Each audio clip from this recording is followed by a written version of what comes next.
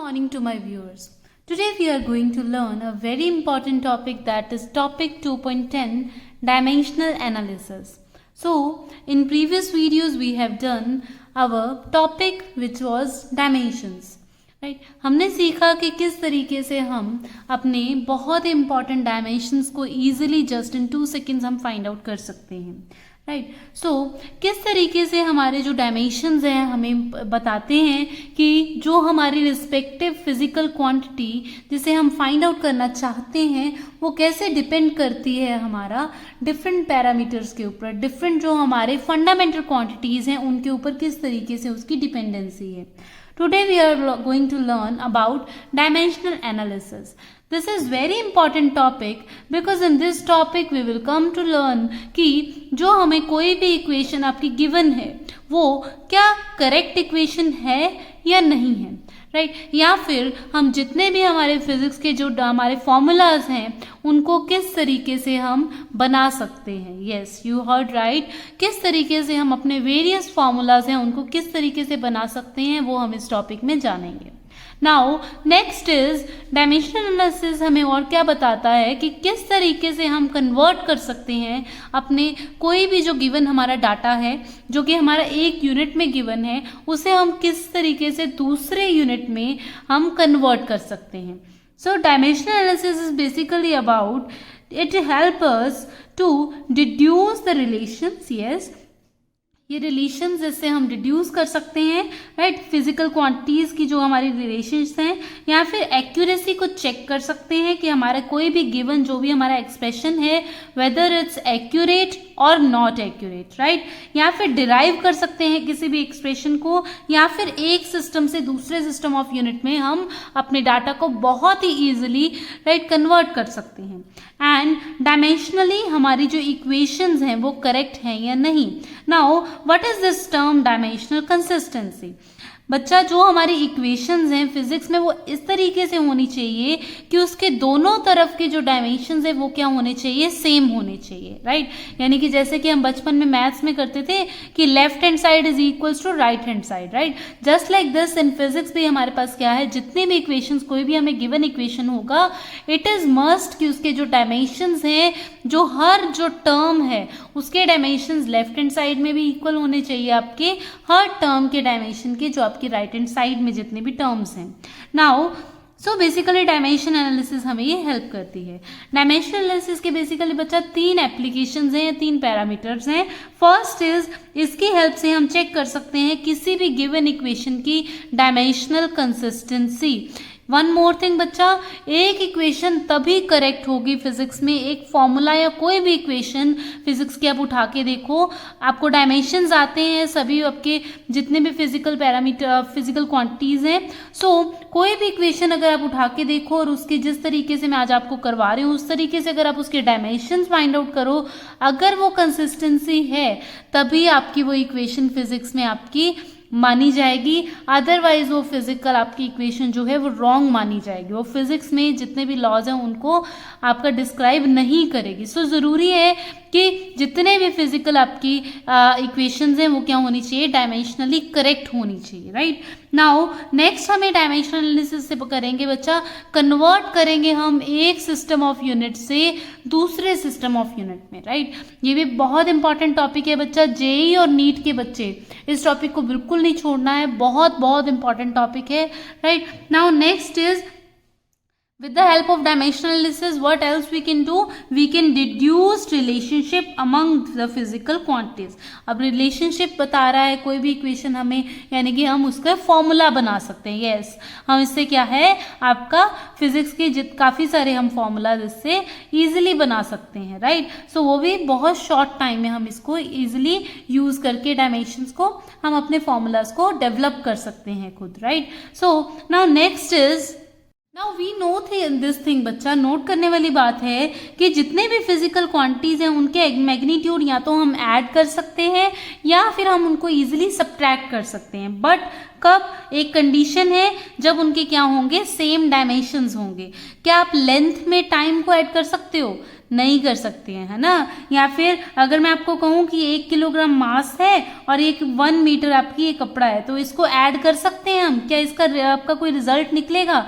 नहीं, because this is dimensionally या फिर this is wrong equation. You will say ma'am हम किस तरीके से मास जो है फिजिकल क्वांटिटी उसको ऐड करेंगे लेंथ में? नहीं कर सकते हैं हम, है ना। या फिर टाइम को आप कैसे ऐड कर सकते हो आप मास में? या कोई भी फिजिकल क्वांटिटीज आपस में ऐड या सब्ट्रैक्ट नहीं हो सकती हैं। जो सेम फिजिकल क्वांटिटीज हैं, जो आपका मैग्नीट्यूड्स हैं उनके सेम फिजिकल क्वांटिटीज के, उनके ऊपर ही हम अपने अलजेब्रिक जो फंक्शंस हैं, एडिशन, सब्ट्रैक्शन, मल्टीप्लिकेशन, डिवीजन, ये सब तभी लगा सकते हैं जब उनके यूनिट सेम होंगे या फिर वो सेम फिजिकल क्वांटिटी को रिप्रेजेंट करेंगे, राइट। सो मास को हम जैसे कि एग्जांपल लेते हैं, मास को हम ऐड नहीं कर सकते वेलोसिटी में।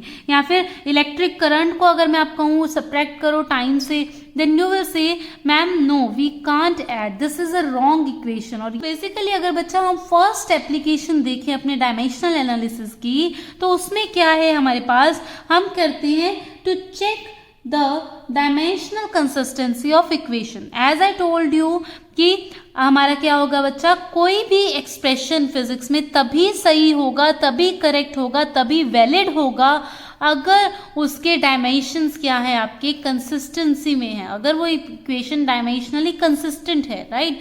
यानी कि एज आई टोल्ड यू कि अगर उसके, जैसे कि हमने मैथ्स में करते थे, अगर लेफ्ट हैंड साइड और राइट हैंड साइड दोनों के डायमेंशन सेम है हर टर्म के, राइट, हर टर्म के डायमेंशन अगर लेफ्ट हैंड साइड में भी और राइट हैंड साइड में सेम है, तभी वो इक्वेशन आपकी क्या है, डायमेंशनली करेक्ट होगी। और जितनी भी डायमेंशनली अगर हमारे पास कोई भी इक्वेशन है बच्चा फिजिक्स में, जब हमें पता है कि ये इक्वेशन हमें साइंटिस्ट ने दी है, अगर मैं उसके डायमेंशंस चेक करूं, दोनों साइड के हर टर्म के डायमेंशंस सेम आने चाहिए। अगर वो नहीं आते हैं तो इस मीन्स वो इक्वेशन आपकी डायमेंशनली रॉन्ग है। और फिजिक्स में जितने भी आपको बुक्स में आप पढ़ोगे, राइट, जो आपको साइंटिस्ट ने दी है, वो डायमेंशनली करेक्ट होनी बहुत जरूरी है, राइट। सो फर्स्ट स्टेप किसी भी इक्वेशन का क्या आता है कि वो डायमेंशनली करेक्ट है या नहीं है।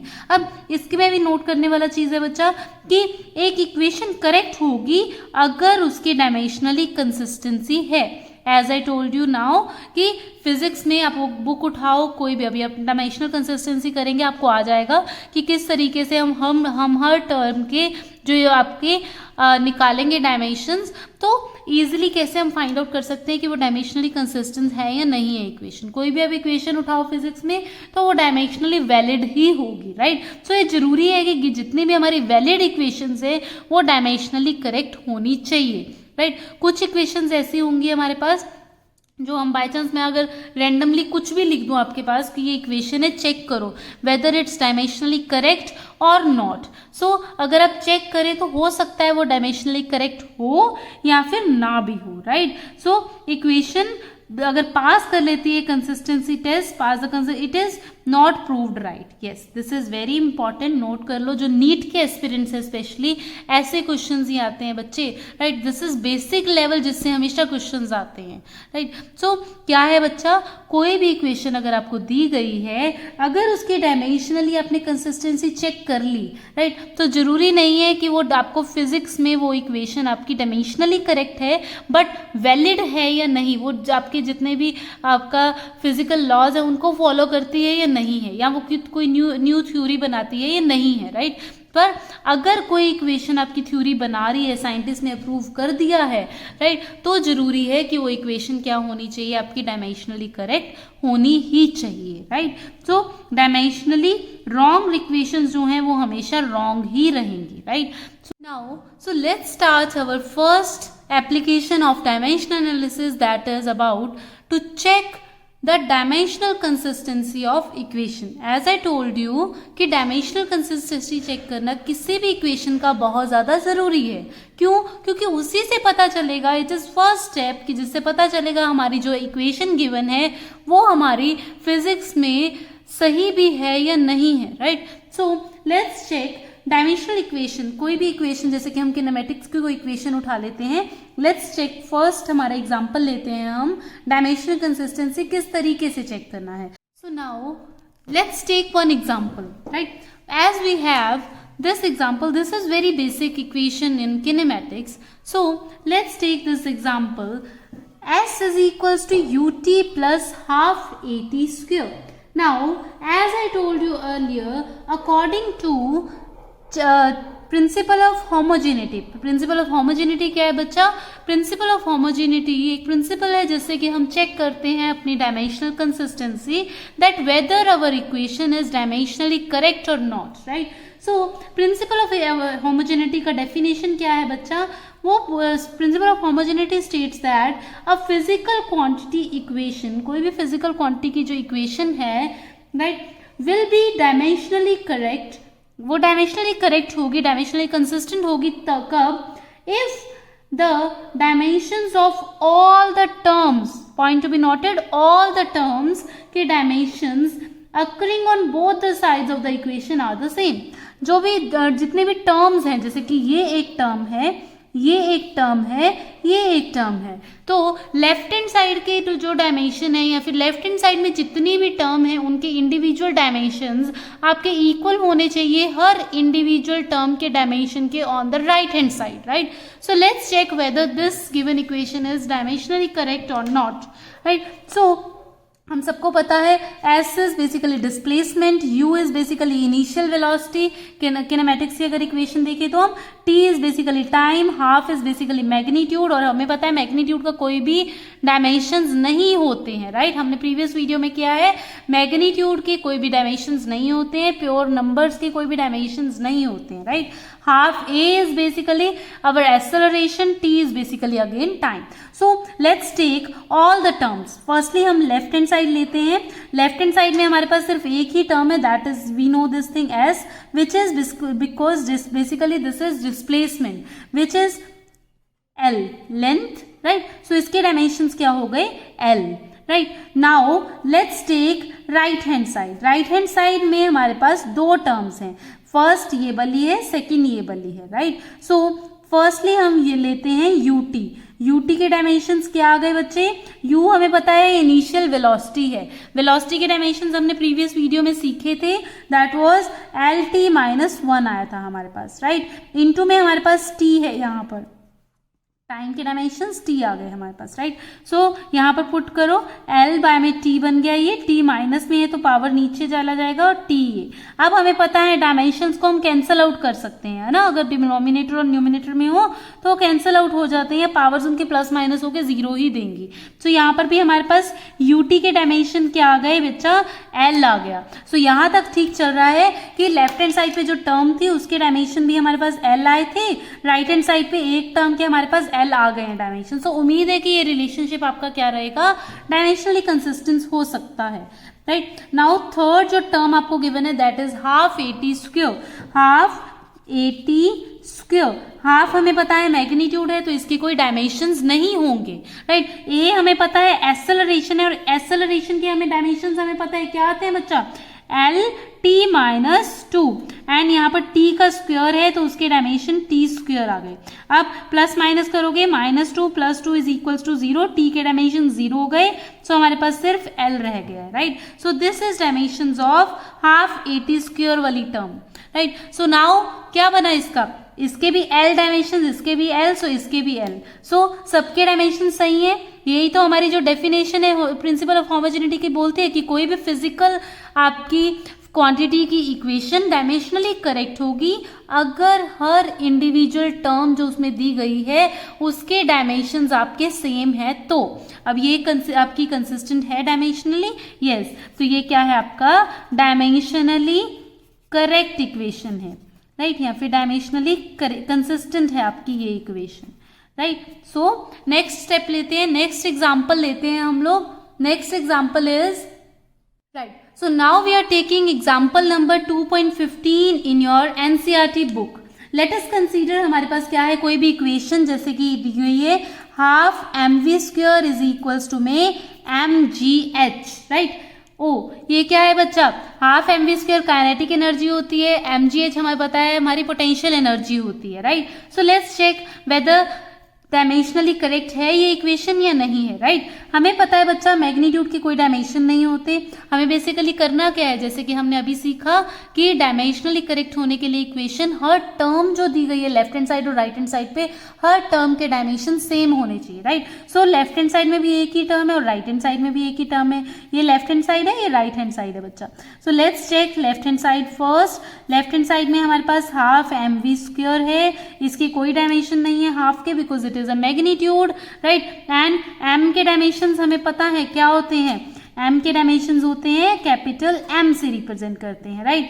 v स्क्वायर यानी कि LT-1 dimensions of velocity and उसका स्क्वायर करना है हमें, तो लगा दो क्या आ गया m L2T-2 आ गया, क्योंकि स्क्वायर था बच्चा यहाँ पर।